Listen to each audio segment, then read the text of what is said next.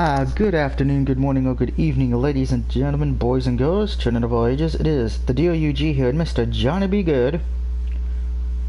Hello.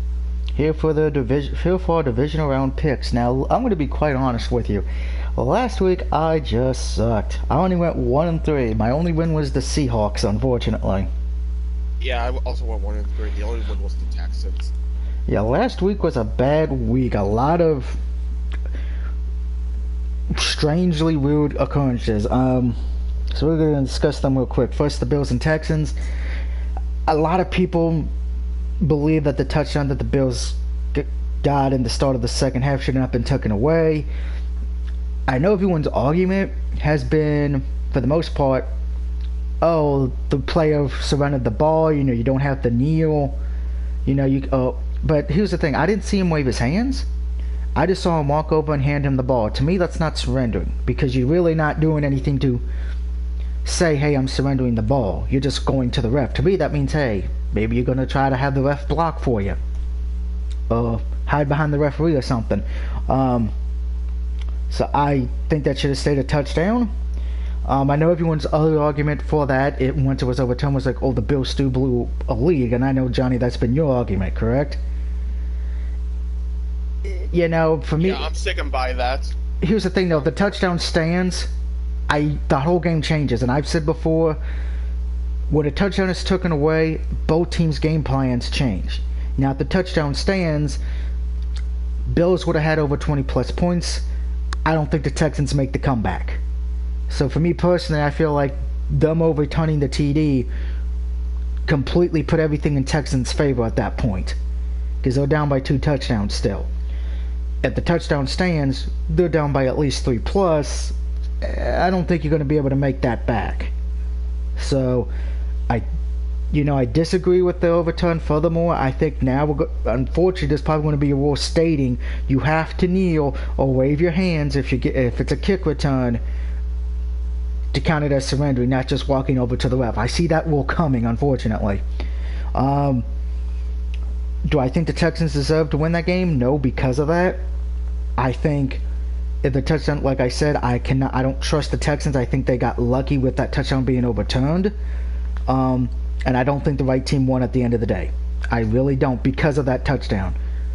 Speaking of rules, but this time it actually worked in the benefit of knowing the rules, Titans beating the Patriots. Well, that's a major upset, and very few people had that happening. What makes it so hilarious, Bill Belichick got mad at the Titans coach, for having the clock run down while taking penalties, right? Bill Belichick did that a few weeks ago against the Jets earlier in the season, so kind of poetic justice. And actually, out of all 4 games, there really wasn't no controversial flags that were missed or things that were overturned. So that's kind of funny to me. The only game you can't say there was any controversy was a Patriots game. That's funny to me. I do tip my hat to Tennessee for getting the win. No one really had you doing it.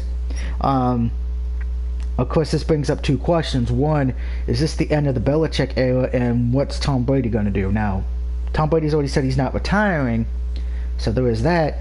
But the question is, does he stay in New England or does he leave? What do you think? I would say stay, but here's the thing. The draft is coming up in April. The Patriots are probably going to want to rebuild. I would not be surprised if we see the Patriots draft a quarterback and Brady either goes to a new team or Brady stays there as a mentor. But if he goes to a new team, I think the smart money's on Tampa Bay or Carolina, because Cam Newton's so injury prone, and we don't even know if Cam Newton will still be there now because of the new head coach. We'll discuss that later though in the video. Next, the Vikings and Saints. Oh dear God. I would like to go at least one playoff game without some kind of controversy with the Saints, please. Vikings win the game, but unfortunately controversy rears its ugly head again. Last year it was the pass interference that was not called on the Rams defense. Well, guess what happened in this game? Vikings get away with offensive pass interference. I know a lot of people are going to say, oh, you don't put yourself in that situation where the refs decide the game. At the same time, here's the thing. It's 2020. You think every rule would be able to be followed. Every flag would be able to be called correctly. You know, so it is unfortunate the Saints do lose like that. Again. I do tip my hat to Minnesota and Kirk Cousins in particular, because I know I've said I did not think Kirk Cousins could win a playoff game. But can Viking fans really say they won that game honestly when you look at the replay of it, that was pass interference on the offense? Plus, there was a fumble that was overturned that if it wasn't, Saints would have had a touchdown because they did return a fumble for a touchdown, but it was overturned because the player was down, which he was. But again, it just feels like all three of the 4 games had controversy, things that were not called or should have been called correctly. First, in my opinion, that doesn't feel anything for the Saints about that call. You're not. I mean, there's a lot of people saying, hey, you know, you got burned by this pass interference last year.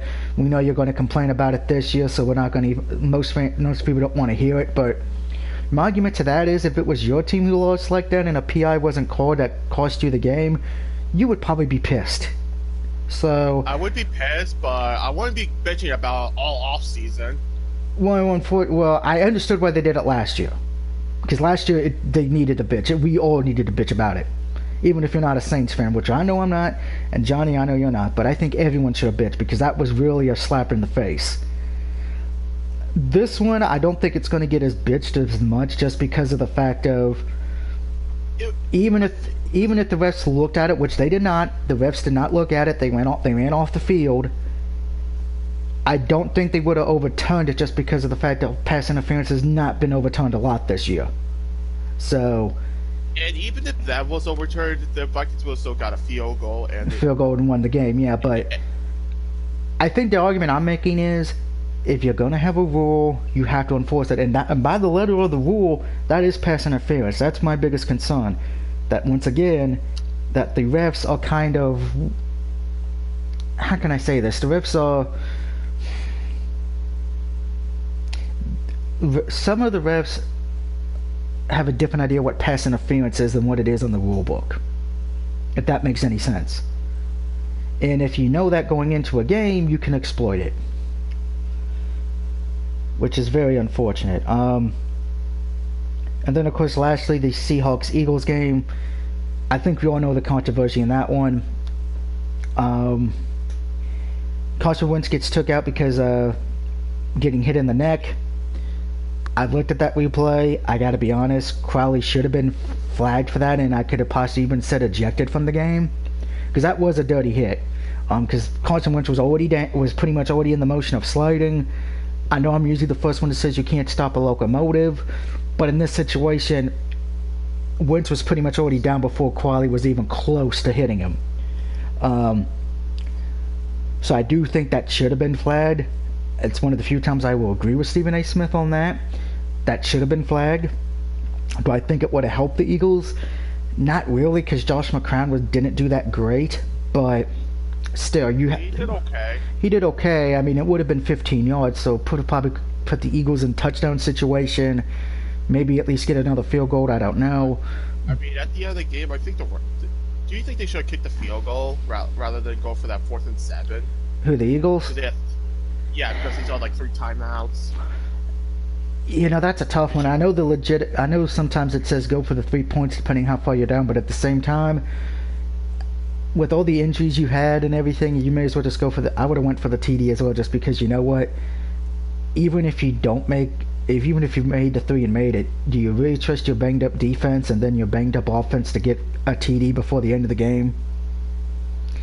So I kind of agreed with going for the TD on that one. If you were down by 7, then I would see it more. But if you're down by 8, that's kind of a... I mean, you kind of need to like trust your offense to get a 4th and 7, and then try to go for a 2-point conversion. But I mean, it depends on context and how you see it. Yeah, I would have went for it. I know I would have went for the TD. I think a lot of people would have, but it is one of those that you have to really look at it and said, okay, what are you going to do? But that's pretty much our recap of the wild card round. But as of course, as you know, we did have some head coaches being hired this week. And of course, we're going to start with my Cowboys. Mike McCarthy has been hired. He is the head coach. He will be there for 5 years. Allegedly. What, you're going to say... What, you think he's only going to be there for 2 years? Maybe. It depends.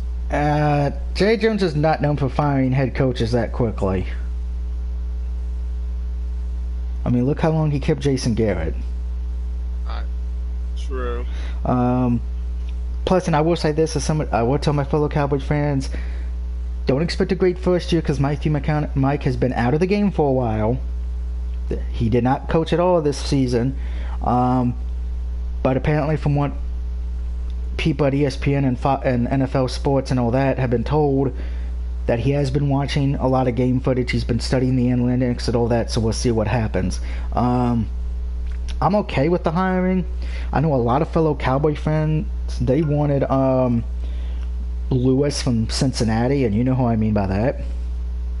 Marvin Lewis. Yeah, and unfortunately it did bring up some issues.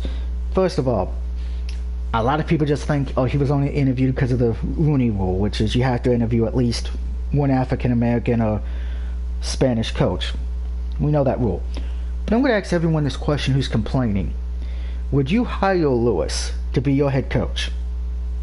Oh, hell no. That's the point I want to... That's the thing. I know that's not the big scheme, but I see everyone who's complaining, like Stephen A. Smith, saying, oh, this rule needs to be fixed, is the same person who wanted Lewis fired 3 years ago because of how bad he was a head coach in Cincinnati. So you can't be celebrating when the guy gets fired, but then want to complain when he doesn't get hired. No, that doesn't work. We all knew Lewis wasn't going to get a job because he's not that good of a coach. Yes, he has a great winning season, but his playoff record is terrible. At least with Mike's got a Super Bowl ring. I'm sorry. I'm going to take that over any other thing any day of the week. If they've been to the playoffs and won playoff games, won a Super Bowl, you kind of have to go with that. Anyone who says they won it, I have to question your intelligence on that one. But I do say welcome aboard to Cowboys Nation. Hopefully you do us well. And what happened in Green Bay doesn't happen here. Now, also, the New York Giants. Can somebody explain this to me? Because I actually had no idea who this guy was. Joe Judge. Yeah, I've never heard of him. Out of the entire Patriots staff. Patriot special teams. And my receiver coach as well. No one's heard of him. I mean, usually when you think Patriots who are going to get head coaching job, you think of the one that was a head coach before. The Patriots actually have one of the better special teams units of the year. Well, here's the thing, though. You took a guy that no one has no proven track record. This would have been the perfect chance to... I get why they hired him because they liked him and everything, but I'm sorry. You mean to tell me this guy who's a special teams and wide receiver coach is going to help the rookie quarterback and help Barkley run a lot? Particularly a young coach at that. I'm sorry, this would have been a situation where if I'm with the Giants, I would have took a veteran coach or a veteran assistant head coach who's been in the league a long time. But I think this is probably out of all four coaches, he's going to be the first one fired. Particularly out of the 3 new hires in that division, I think he'll be the first one fired. Because one of the biggest issues with coaching in New York, and I'm sure Dark Knight would agree with me on this, and anybody who's ever watched a game in New York, or in your case, Shawnee, you get those New York newspapers, they can be evil to the bone if you're not doing a good season. Look at the Knicks. Almost every day I'm hearing from Knicks fans, oh, we should just fire every player, every head coach. We should fire the owner. Ranger fans, I hear the same thing. It's like New York is a toxic place to coach, and you need to have a piece of shit. Well, yeah, and you need to have that backbone. I don't think this guy has it. Now, I could be wrong, but I would say he's probably the least one I would trust out of the new coaches so far. And that's just my personal opinion on that. Then, of course, the Panthers had their head coach, who ironically enough was the Baylor head coach. Now here's the thing with this coach. I actually do like him, and he's known for turning programs around. When he coached at Temple, Temple was not known for being a college football school. He turned it around and got Temple to a winning season. Goes to Baylor, does the same thing. But note, Panther fans, his first 2 years at each one were losing seasons. That could be the case here, but you gotta give him time. Plus, we don't know if Cam Newton, who the quarterback's going to be there, because we don't know if Cam Newton's leaving, or does he want Cam Newton? That's the next question.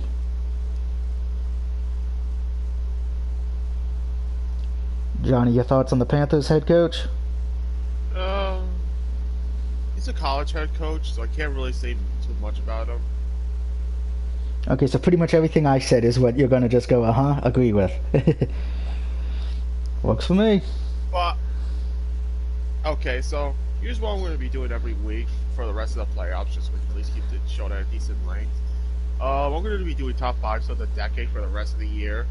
This time will be top 5 worst GMs of the decade. Next week, I'm going to try to do top 5 playoff successes and top 5 playoff failures of the decade. Then Super Bowl will be top 5 Super Bowls of the decade. All right. And lastly, before we get to our picks, Eagles have part ways with offensive coordinator Mike Groh and wide receiver coach Garrison Wentz. So keep that in mind. They have let those people go. Look, I do them after. You could do it now if you want. Yeah, might as well. Because I want to explain more of my options in greater detail. Number 5 was Doug Whaley, GM for the Buffalo Bills from 2013 to 2016. He did a pretty awful job at his job. Fun fact, you want to know something? What? You know how Rex Ryan got fired? Yeah. He never knew about it. Oh, that's funny. Yep. Imagine being a GM, not knowing your own coach got fired. And you want to hear this guy's draft history? Particularly in the first rounds? Sure, why not? Let's see. We'll start with the 2013 NFL draft, actually. And Dave says hello. Plenty of I mean, I think this guy doesn't get enough paid from Bills fans. But personally, I think this is probably the worst GM the Bills had this decade. I mean, I think Brandon Beane really turned this franchise around. He was a GM after Doug Whaley. He's been doing a nice job with this team. I mean, as much as crap as I give the Bills, I mean, I think he's done a nice job turning this team around. So let's see. The first round pick of 2013, EJ Manuel. Yeah, that one was bad. The first round pick, which they traded up, the next 2015 first round pick and the 2014 current first round pick, which I don't know what the fuck that was. Sammy Watkins, who only played like 3 years for the Bills. 2016, Shaq Lawson. Damn. And the fact that they couldn't get no free agents during this whole tenure, it shows them how much of a bad GM he really was. And how much they lowballs Tyrod Taylor for so goddamn long.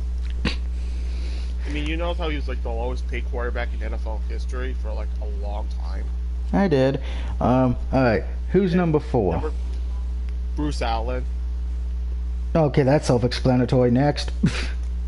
Alright. Number 3. This might be a controversial one, but he has won a Super Bowl, but he was at the same time the cost of the Giants demanded. So Jerry Reese. Now, let me explain. I mean, at the beginning he was a decent enough GM, but like once you get into his later years, he started declining hard. I feel like I've heard that name before. I think on a YouTube video. I think of the Worst Series, if I recall. What, the Jerry Reese? Yeah, about the rise and fall of the Giants, how they won 2 Super Bowls, but after winning... Yeah, okay, so I know that GM pretty well. So, okay, so you know about the Eric Flowers and Eli Apple picks. Yep. And the fact they never could get really any good free agents. Yeah. I mean, doesn't seem like Giants are not really that popular. Letting Eli Manning die under no offensive line. And then they let their rookie quarterback die under no offensive line. No, that's Dave Gettleman's fault. Well, I know that, but I mean, you could literally say the Giants situation they're in now is basically caused by Jerry Reese. Yeah, because they have the paying for the past mistakes of him. Yeah, like contracts. Oh, actually, no, they got rid of all their players. I mean, the only notable thing he did was draft Beckham, but come on, anyone can tell you that. No, Beckham's in Cleveland of all places. Yeah. Okay, number 2. This is a 3 tie, but I think these 3 GMs literally defined this team. Number 2, the Cleveland Browns with Tom Heckert, Michael Lombardi, Ray Farmer. These are the GM for the Browns from 2011 to 2016 until Sashi Brown came into the picture. This is what defined the Browns during the whole decade. Going 0-16. No, that was the after all those terrible ass drafts. Well, yeah, but they got to play a key part in it because they pretty much built that terrible team to a degree. Yeah, like Bill Taylor, Trent Richardson, freaking Gilbert, Justin Gilbert, Johnny Manziel. The fact they couldn't get no free agents like at all until like they switched GMs. It was just bad. And who's your number 1? Ryan Grigson. I'm sorry, if you're gonna absolutely destroy a quarterback's willing to play the game, because I think that was the reason Andrew Luck retired over time, because he was never perfected in an offensive line. He got way too many injuries during Grigson's tenure, which, if you look at his draft record, absolutely terrible. I mean, the only guy they drafted was Philip Dorsett, who was doing okay with the Patriots now, who was an absolute bust with the Colts. Go figure. Yeah. And to be honest, I think Grigson was probably the primary reason Luck retired. I mean, you know that you could take away the GM, but you can't ever take away the moves. That's true. And there's been rumors that Luck will come out of retirement to go play somewhere else, but we'll sure see if that happens. No, he's done. Well, I said see. I don't think he's coming out of retirement to play somewhere else, so I agree he's not coming back, but we'll see. Stranger things have happened. So next week I'm going to be doing top 5 playoff successes and top 5 playoff failures. Alright, yeah, because we're going to need a lot of material for the shows. Alright, so we're now heading to the picks. Today's picks have been brought to you by Tropicana Watermelon Juice and Wild Berry Skittles. Taste the rainbow. The first game, which is on Saturday at 4:35 on NBC. So get ready to hit that mute button because it has the 2 most boring commentators in the history of football. But it is the Vikings, after winning against New Orleans, going to San Francisco. Now, of course, San Francisco is favored by a touchdown in this game currently. The biggest question here is, who do you trust more to win you this game, Kirk Cousins or Jimmy Garoppolo? Both have their issues. Both are really not tested, proven playoff quarterbacks. I'd say out of all the teams left in the playoffs, they probably have the 2 most questionable quarterbacks left, and that's not me being mean. It's just facts. I don't know if I could trust even one of these quarterbacks to win me a Super Bowl at this point, where you could at least say the tight ends, their quarterback has looked competent. The Ravens quarterback, well, good lord, he's changing the game. Texans and Chiefs quarterbacks, both playing great. And then the Seahawks and Packers, no one's going to say Russell Wilson or Aaron Rodgers are bad quarterbacks. So these 2 are bad by default. But I'm taking the 49ers here, Johnny. I just trust their defense a whole of a lot more, particularly Nick Bosa, who's been a beast this year. And that Niners team has just been built for their defense to win championships. They remind me of the Chicago Bears, who won a Super Bowl. They didn't win it because of their offense. They won it because of their defense, and their offense was competent enough to get them to win a game a few times. I almost took Minnesota, but this is going to be a lot closer game. But I like the 49ers. Yeah, I think it's going to be closer than the 7 that they're doing. I think Niners will probably win this one by about 4 points. Thank you, Ron, for that breaking news. Mike Lynch leaving Washington State to join the SEC as head coach of Mississippi State. So He'll be getting definitely play. No joke to win in between evil Alabama, LSU, Florida Gators. Shut up, phone. No one wants to hear you talk. We're going to get to the national championship game after the 4 playoff games, Captain Ron. So we both have, all three of us have the Niners. So the next one, which is on Saturday night at 8:15 on CBS, it is my mom and Johnny's team. Once I can actually get to them. I hate how they have this thing ordered. It is the Baltimore Ravens at home after having a bye, going up against the Tennessee Titans, who knocked out the Patriots. Johnny, this is your team. Who do you have? You really have to say more than that. Yeah, I know you're taking the Ravens. And hello, Giant Vibrator, who joined the chat party. I'm taking the Ravens here just because of the fact that Ravens are a better team, better quarterback, better defense, better offense. And I'm sorry, if I don't pick the Ravens and my mom found out, I would die. So I'm taking Baltimore here just for my own safety. No, you would die more likely than me. Dave is taking the Titans as an upset. Okay, Dave, you're going to have to explain why you're taking the Titans here. Okay. He's clearly high on drugs. He's high on cocaine. He's high on marijuana. He's high on heroin. I mean, if you're going for the upset, I think the best upset to pick would probably be the one on one of the Sunday games. And Captain On says the new Dirty Birds. I agree with that. By the way, that game again is at 8:15 on CBS. Baltimore is favored by 10 points at the moment. Heading into the Sunday games, the first one is the AFC match, which is at 3 o'clock on CBS.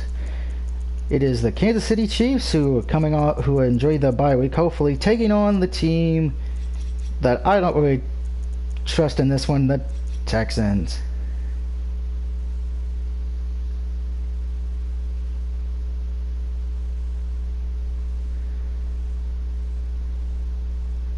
Yeah, I know I haven't picked the Ravens before, Ron, but that's doing the season. That's understandable to my family. But he did say, Captain Wynn did say Titans can beat Baltimore if they play like they did against New England. That I agree with. But here's the thing. Here's my biggest argument with that. Tom Brady is 43 years old. He has been more vulnerable all year. Then this is probably his worst year.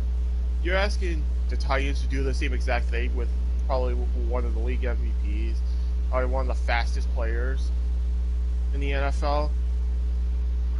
Probably one of the best quarterbacks that this league has seen. I agree with that. But hopping over to the Titans to do that. Yeah, good point. But we're now asking this question: Kansas City and the Texans. Dave is taking the Chiefs, and Captain Ron is taking the Chiefs because I'm going to say this as nice as I can. No one get mad at me for this. Captain Ron is taking the Chiefs because black folks hate playing in the snow. I can't, as somebody who doesn't like the ice anymore because of my back and hip, I can understand that. But but I'm taking the Chiefs. I just think better quarterback, better tight end, and plus I like Andy Reid more as a head coach. Sorry. This might be shocking, but I'm actually taking the Texans. I think this will be a lot easier game than the Buffalo Bills game for them. The Chiefs have a lot weaker defense. I think Deshaun Watson will have a lot better game, at least throughout the 60 minutes. Fair enough. So, I think this will be a close game. I think Texas will pull out. Last second victory. So you have the Ravens at home against the Texans next week. Yes. All right, and we all agreed on the Niners. So that just leaves, who did the Niners play against? The Seahawks or the Packers? Seahawks coming off a win over the Eagles, and the Packers enjoyed their bye this past week. Green Bay is currently favored by 5 points right now, and that game is at 6:40 on Fox on Sunday. Dave is taking the Packers just because I don't want a 49ers Seahawks third time, and Ron just said Deshaun is a terrible in cold weather. He has proven this throughout the season. He can't keep passing to DeAndre Hopkins. Yeah, sorry about that. My eyes are not that good. But yeah, Catron is right on that. Deshaun has not played well in cold weather games, and Baltimore's going to be cold this weekend, I believe. Or you mean Kansas City? Oh yeah, Kansas City side, but Baltimore's going to be cold too. Not as cold as Kansas City, but still cold. But we're here to the last game before we get to the college game. This is an interesting matchup because, you know, Green Bay's favored. Does anyone really trust Aaron Rodgers this year due to how he's played this year? If that makes any sense. See, here's my thing. I'm going to say this right now. I'm taking Green Bay solely because of the fact that Seattle has not. I mean, they didn't look confident at all against the very banged up Eagles team. Okay, so we have one. I mean, you should at least get like 20 points against them. You would think, but the one thing I can't believe I'm going to defend the Eagles here with all the injuries. The one thing you couldn't give away was heart and that human element that they had, that they would go down fighting, which that they did. With that, David's got the Packers because, like I said, he doesn't want the 49ers Seahawks third time. Captain Ron is saying this will be tough, but he is taking the Seahawks for the upset if they give the damn ball to Beast Mode. Here's my thing. This one was my hardest pick because of the fact of I love both quarterbacks. I think both quarterbacks are great. But what made me decide it in the end was not the defense or even home field advantage. It is the running game. And I think the Seahawks realized that maybe we should just hand the ball to Beast Mode. Packers have shown most of this year that the Packers have not been great at stopping the run to a degree. But I'm taking the Seahawks here. So I think we're going to see Seahawks 49ers for the third time. Which would not be the first time that's happened that two rivals have faced off for the championship to see who goes to the Super Bowl. But I will say this, if I'm San Francisco, you want the Packers to win this, because I don't think you want to have to face the Seahawks for a third time, because that would be the rubber match if I recall. So, but those are mine, Johnny's picks for the pros, but we're not done yet. Well, I'm done because I don't know shit about college. Well, you just got to pick. And I do agree with you there, Captain Rodgers has not been dangerous this season. I don't know if it's because of the new system he was put in, or like you said, lack of receivers, Captain On. It's got to be one of those two. I would probably say a little bit of both. But going to the college game real quick, it is LSU against Clemson. LSU is probably the favorite in this match, I would say, just because of the fact of they have been playing better ball than Clemson, but Clemson is A, undefeated as well, and B, all the reigning, defending Brock Lesnar champion. Currently, right now, LSU is favored by 6 points. By the way, the game is on Monday night at 8 p.m. at ESPN. I really thought about this, and after looking over everything, as much as I hate the SEC, but that's mostly because I hate Alabama more than anything else, I think LSU is going to win this game because of the fact of Clemson. And you know, I do tip my hat to Clemson. They went undefeated. They really didn't play a lot of good teams. Yes, I know the old saying is you play to win the game. It doesn't matter what the opponent's record is, and I do believe in that. But this would be Clemson's really first test against a good opponent. I mean, you could say technically North Carolina was one, and Clemson, and then of course the matchup in the ACC championship game was. But I just think LSU is way better. They will bring the title home to the SEC. Plus, they got to give something good for New Orleans, because God knows it ain't the Saints, and God knows it ain't the Pelicans. So LSU is pretty much all the hope of New Orleans and Louisiana in general is riding on LSU. So I'm taking LSU, and Captain On is taking LSU as well. Johnny, are you taking the defending champion Clemson, or are you going with LSU as well? I'm going Clemson. Clemson, okay, so he's going for the upset special. Alright, of course, before we go, we got some NHL and some NBA news to go over, because we do like to do that from time to time here. First off, the games tonight. We're going to do the games first, and then we'll head over to the news. First game tonight at 7 o'clock, it is the Jets taking on the Boston Bruins.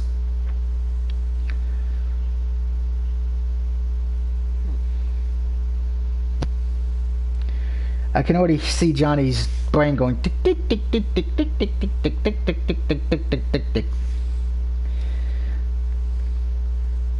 I am taking Boston as much as it pains me. Clemson had problems with Ohio State. Yeah, they did. LSU Yeah, dominated in their matchup. All right, so you're taking the Jets.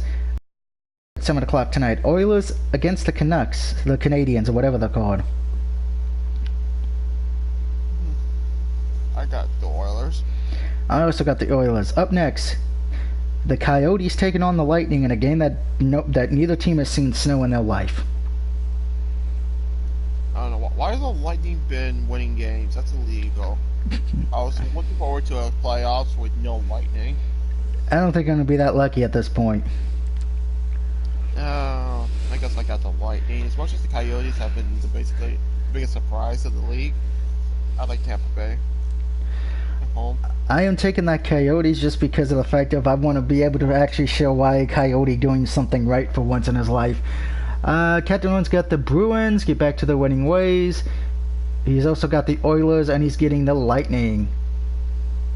Up next, it is the Canucks taking on the Panthers. I'm taking the Canucks. Yeah, me too. Devils at Rangers at 7 o'clock. Yeah, give me the Devils, I think. I'm taking the Rangers because when the eyes of the Rangers are upon you. Yeah, I know. The Rangers. I was watching Walker, Texas Ranger this morning. Buffalo Sabres take on Captain Ron's St. Louis Blues tonight at 8 o'clock. Give me the Blues. Yep, I'm going to be going with the Blues as well. CM Punk's team, the Blackhawks, are at home against the Predators of Nashville. Nashville's been awful this year.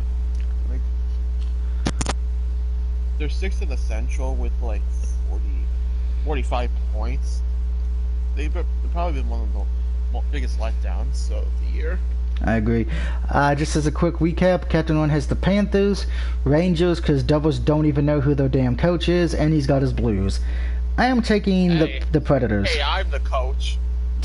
Yeah, but Johnny's a Devils fan, so... It's not Jets Bruins. That's a lot more interesting game.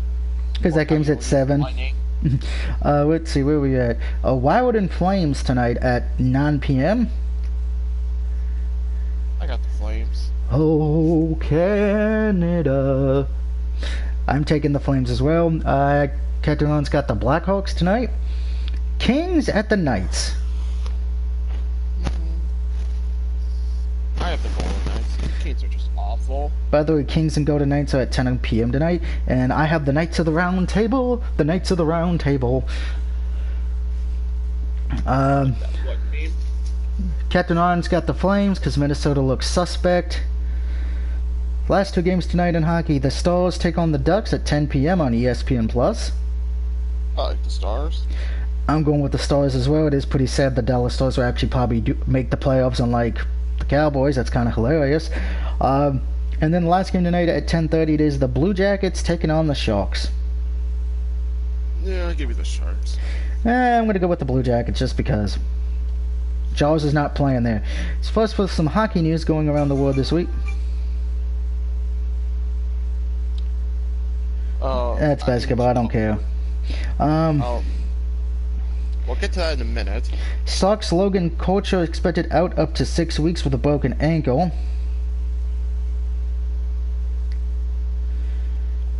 Hurricanes newly signed Justin Williams will be patient as he works his way back into game shape. The NHL All-Star Game jerseys will honor St. Louis music scene. I know. Yes.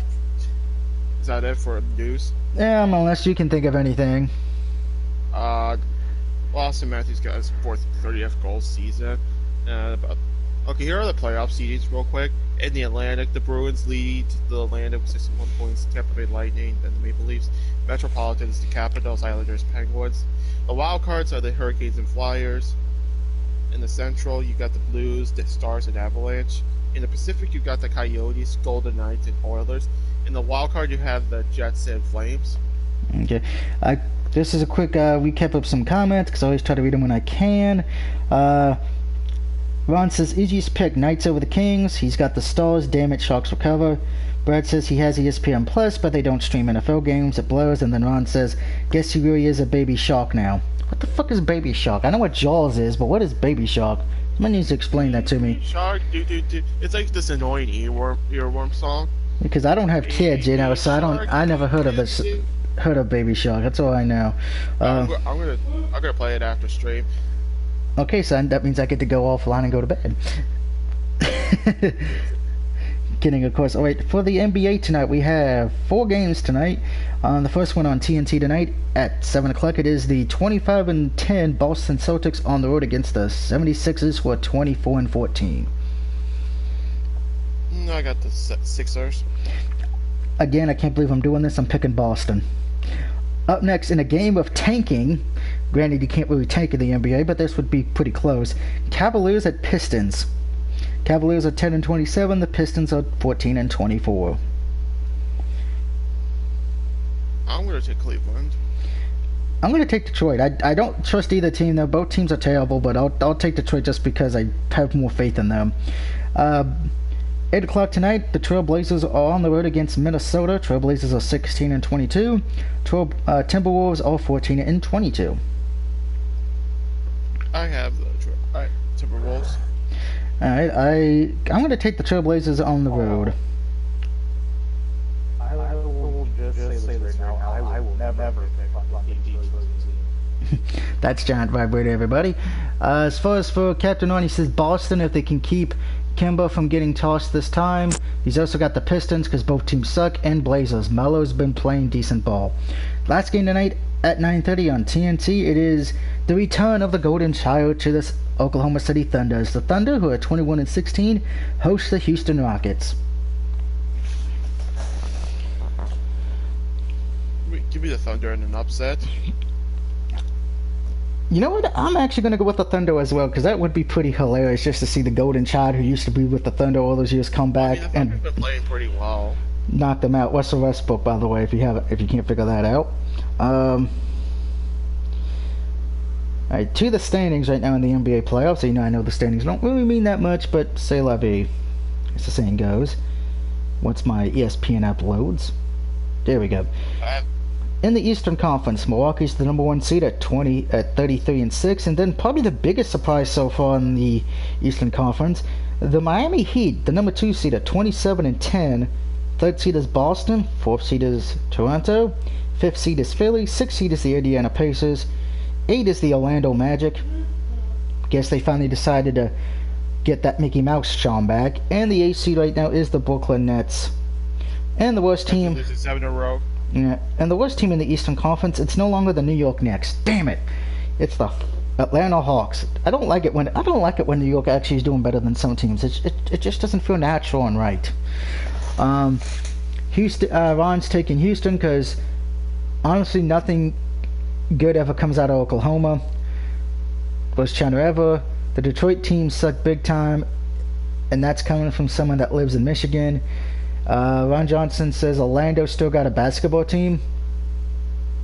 Holy shit. Yeah, that's a surprise to me too. In the Western Conference, Lakers are the 1 seed, followed by the Denver Nuggets, Houston Rockets, the Clippers, the Utah Jazz are 5th, which is Johnny's team. My team, the Dallas Mavericks, are the 6th seed, Thunder are the 7th seed, and the Spurs are right now the 8th seed. And then the worst team is the Warriors, but we know that's mostly due to injuries and all that. And finally, in the news of basketball, oh god, I cannot pronounce this guy's name when he plays for my damn Mavericks. Crap. Kristaps Porzingis, that guy who used to play for the Knicks. Kristaps Porzingis. Thank you. I can't pronounce his name to save my life. That's why I probably will never get a jersey of him. Looks like he got some... Okay, phone, cooperate with me, and I'll be happy with you. Looks like he got some PRP injected into his knee. Walker was ejected for the first time as a Celtics forward to the Spurs. Captain On made reference to that.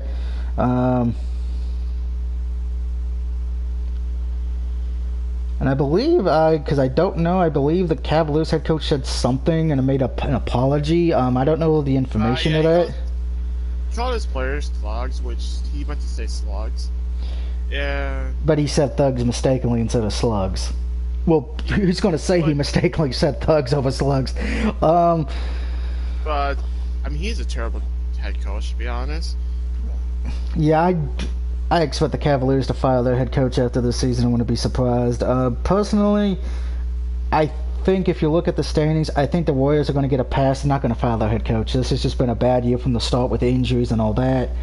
Um, I would say the most disappointing team right now, I'd have to say, in the Eastern Conference has got to be the. Uh, I don't know who to say is the worst one in that division. Disappointing because I know who I'd like to say, but we all knew they were going to be terrible this year. The Knicks. Maybe Detroit, maybe, or Chicago would be the most disappointing. Then, of course, in the Western Conference, it's easy. Warriors with their injuries, followed by the New Orleans. And before we go, I got a few more comments to go, and then we'll give you a recap. Definitely had to let that comment come up, Captain. So I did review it, and I approved it because I'm awesome. Tell him to go give his boss a tug, that little tit fucker. I want to put that on a t-shirt and just give it to, like, Baron Corbin. That'd be funny. You can't mess that up. He meant that, but of course the team itself sucks. I agree. Tragically, they can't even let me tell Pizarros to give his boss a tug. Now, I just approved that. Sorry about that, Captain Ron. I have to approve it, and then if I'm not paying attention on my phone. And Brad says, who should I pick as my partner for the new Pokemon Mystery Rescue Dungeon demo? I don't know, because to be honest, I don't really remember, Brad. The last time I actually had a Pokemon was Squirtle, which was back when I was in school years ago. But those are the picks and the news for this week. Don't forget, next week we'll be doing our conference, our conference AFC and NFC championship picks. We'll be doing our best and worst of Super Bowl teams and playoffs greatness and worst over the decade, and of course more hockey and basketball news. Until then, now, yes, Captain On, we did say Pokemon. But until then, have a good night. Enjoy the football games if your team is still alive this weekend. If not, come join me on the couch. We're playing, what the hell am I playing? Mario Party 6 and Garfield's Caught Furious Racing. But until then, have a good night, and I'll see you next time.